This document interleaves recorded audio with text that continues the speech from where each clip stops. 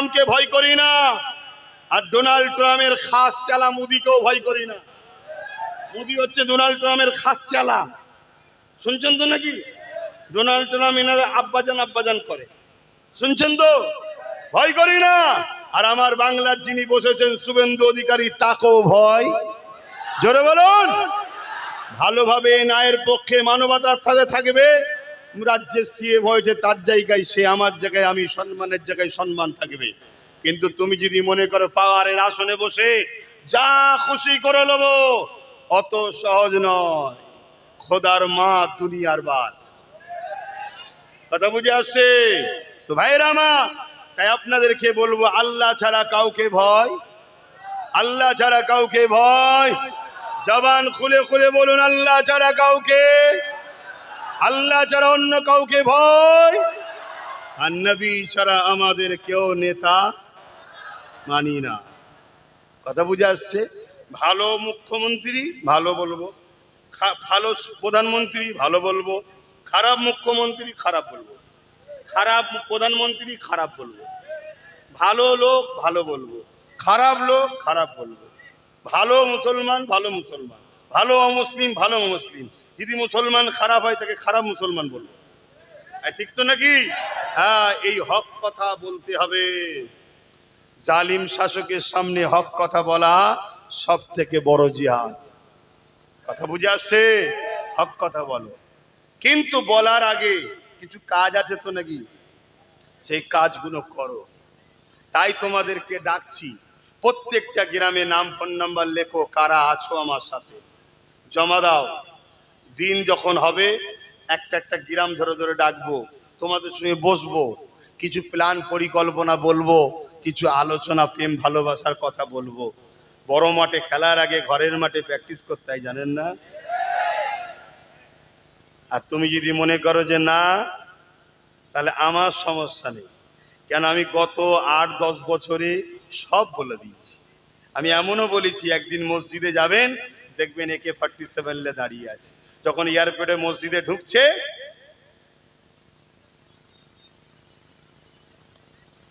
এত যখন তেল বলো না যে যাবো, যাও, দান করতে দেবে, শুনছেন তো নাকি? কিন্তু এইটা যার হাতে আছে তাকে কন্ট্রোল করতে গেলে কি লাগে? হুজুরের ফু লাগে? বলবেন তো? জুম্মার দিনে ইমামের খুতবা লাগে? মুরগি জবাই করতে লাগে? কি লাগে? আব্বাস সিদ্দিকী ওইটাই বুঝিয়েছিল, কিন্তু বুঝলে না। ওইটাই বুঝিয়েছিল যে আসো আসো ঐক্যবদ্ধ হও, তা না করে কোরআনের দুশ্মনকে দিলে। এখন আমি কোন গদির জন্য লড়াই করছি না যে আমার গদি দরকার, আমি নেতা হব, আমি পিএম হব, সিএম হব। নাউজুবিল্লাহ মিন জালিক। 5 বছরের ক্ষমতা মানুষ সরে গেলে কুকুরও চেনে না। দেখুন না, যাকে মা বলে ডাকতো, যাকে আইডল বলেছিল, যার নিয়ে কত রকম ভাষা ব্যবহার করেছিল, কেউ কেউ তো আল্লাহ বলে ফেলেছিল, ঠিক না? আজকে শুধু গদিটা চলে গেছে, তার দলের লোকই বলছে ওর মতো বড় বদমাইশ কেউ নেই। ও চোর ছিল, ও ডাকাত ছিল, ও বদমাইশ ছিল। দেখুন তার দলের লোক। আর 850 বছর হয়ে গেছে আল্লাহর দাস নবীর গোলাম বাগদাদের জমিনে শুয়ে আছে বড় পীর আব্দুল কাদের জিলানী। তামাম পৃথিবী এখনো তাকে সম্মান করছে। জোরে বলুন সুবহানাল্লাহ, আরো জোরে বলুন সুবহানাল্লাহ। আমরা ওই কাতারের লোক। 800 বছর হয়ে গেছে সুলতানে হিন্দ মঈনুদ্দিন আজমিরি, আতায়ে রসুল হাসানি হুসাইনি 800 বছর হলো দুনিয়া থেকে চলে গেছে। আজও দেখুন আমার দেশের প্রাইম মিনিস্টারের থেকে তুলনা চলে না হুজুরের সাথে। লক্ষ কোটি গুণ সম্মান বেশি আমার গরিবে নওয়াজে। জোরে বলুন সুবহানাল্লাহ। মুসলিম হোক অমুসলিম হোক যেই হোক, সবাই গরিবে নওয়াজকে ভালোবাসে, সবাই গরিবে নওয়াজের কাছে যাচ্ছে, সবাই গরিবে নওয়াজের কাছে যাচ্ছে। আর সবাই গরিবে নওয়াজের ওসিলায় আল্লাহর পক্ষ থেকে তার মুরাদ আল্লাহ বলে কবুল করে পূরণও করছে। জোরে বলুন সুবহানাল্লাহ। কথা বুঝে আসছে না আসে না? তাহলে বলুন আমরা কি হকের পক্ষে থাকবো না অন্যায়ের পক্ষে থাকবো? আমরা কি জালিম হতে চাই না মজলুম হতে চাই? মজলুম বোঝেন? যাকে মারা হয়, যাকে পিটা হয়, যার উপর অত্যাচার হয় তাকে মজলুম বলা হয়। আর জালিম কে বলে? ফেরাউন, নমরুদ, সাদ্দাত, আর তোমাদের এলাকার শয়তানটা, এ হলো জালিম। শুনছেন তো নাকি? তা আপনারা জালিম হওয়া পছন্দ করছেন না মজলুম? আল্লাহ আমাকে মজলুম করুক, জালিমের দলে যেন না দেয়। কেন? মজলুম ইতিহাস তৈরি করে, জালিম লাঞ্ছিত অপমানিত পদদলিত দুনিয়াতেও হয়, পরকালে জালিম থাকবে নমরুদের সাথে, জালিম থাকবে ফেরাউনের সাথে, জালিম থাকবে এজিদের সাথে, আর মজলুম থাকবে আমার হোসাইন পাকের সাথে। জোরে বলুন সুবহানাল্লাহ। আল্লাহ। একদিন জান্নাত আর জাহান্নামের কথা হচ্ছে, খুব মন দিয়ে শুনবেন। জান্নাত আর জাহান্নামের কথা হচ্ছে। জাহান্নাম বড় গর্ব করে বলছে, এই জান্নাত, আমার মধ্যে ফেরাউন থাকে, আমার মধ্যে পৃথিবীর রাজা নমরুদ থাকে। এরকম বড় নাম করে গর্ব করে করে জাহান্নাম জান্নাতকে শোনাচ্ছে। আর জান্নাত বলছে, জাহান্নাম শোন, আমার মধ্যে আল্লাহর পিয়ারা বান্দারা থাকে। জোরে বলুন সুবহানাল্লাহ। আমার মধ্যে মুসলুম হযরতে বেলাল থাকে। জোরে বলুন সুবহানাল্লাহ। আমার মধ্যে মুসলুম রাবিয়া বসরি থাকে। জোরে বলুন সুবহানাল্লাহ। আমার মধ্যে শহীদ আজম হযরত ইমাম হোসাইন পাক থাকে। জোরে বলুন সুবহানাল্লাহ।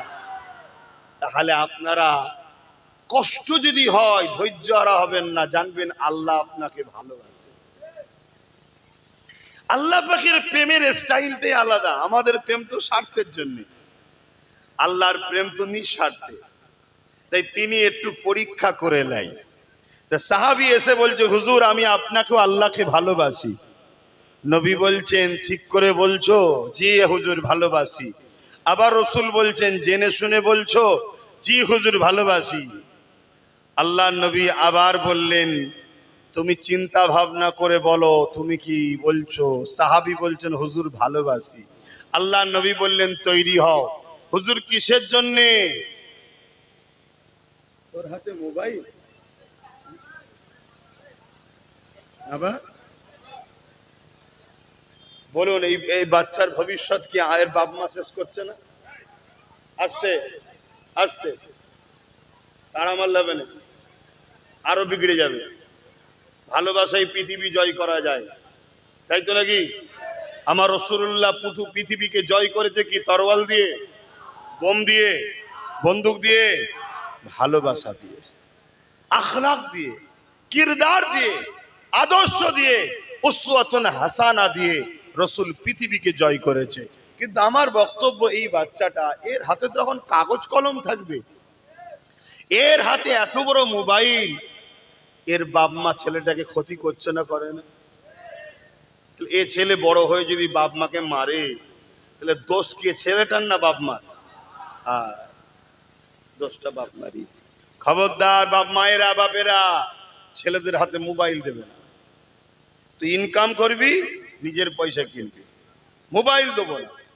আর 2 চাকা দেবে না, শয়তানের চাকা, কখন যে যাবে আর ফিরে নাও আসতে পারে। তো যাক, আমি আমার দিকে ফিরে আসছি, সময় কম। সাহাবীকে হুজুর বললেন যে আপনি প্রস্তুত হন। কিসের জন্য হুজুর? আল্লাহ আপনাকে পরীক্ষা নেবে, আজমাবে, ট্রাই নেবে। আমরা বাজারে যাই, ফল কিনি, বেছে বেছে নিই না? পচা গুলো কেনেন কেউ, খারাপ গুলো নেন কেউ? তা আমার আল্লাহ আমাকে আপনাকে নেবে, আপন করবে, জান্নাত দেবে, খারাপ পচা গুলো নেবে কেন বলে? আল্লাহ একটু পরীক্ষা করবে না? একটু দেখবে না? দেখা তখনই তো সম্ভব। পকেটে পয়সা থাকলে বন্ধু অনেক মেলে রে বাবা। একদিন পয়সা ছাড়া দেউলিয়া হয়ে সামনে আসবে, তখন দেখবে কে আপন কে পর বুঝে যায়। বিপদ না আসলে বোঝা যায় না। এক বছর, 2 বছর, 3 বছর, 4 বছর, 5 বছর সংসার করেছে, দিন রাত রেঁধে রেঁধে স্বামীকে খাইয়েছে, আর যে একটু বিছানায় পড়ে গেছে কোনো কারণে অসুস্থ, তখন যদি স্বামীর মুখ ভার হয়, জানবেন এটা প্রেমের ব্যাপার ছিল না। কথা মাথায় ঢুকছে তো নাকি? কেন রে বাবা, এতদিন তো তোকে ভালোবাসা দিয়েছে, এতদিন তো রেঁধে খাইয়েছে, আজ না একটু অসুস্থ, তোর মুখ ভার হলো কেন? তাহলে বিপদ না হলে আপন।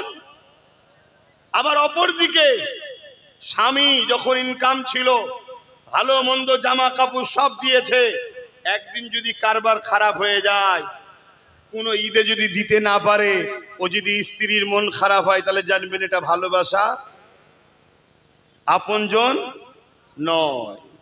ঠিক তেমন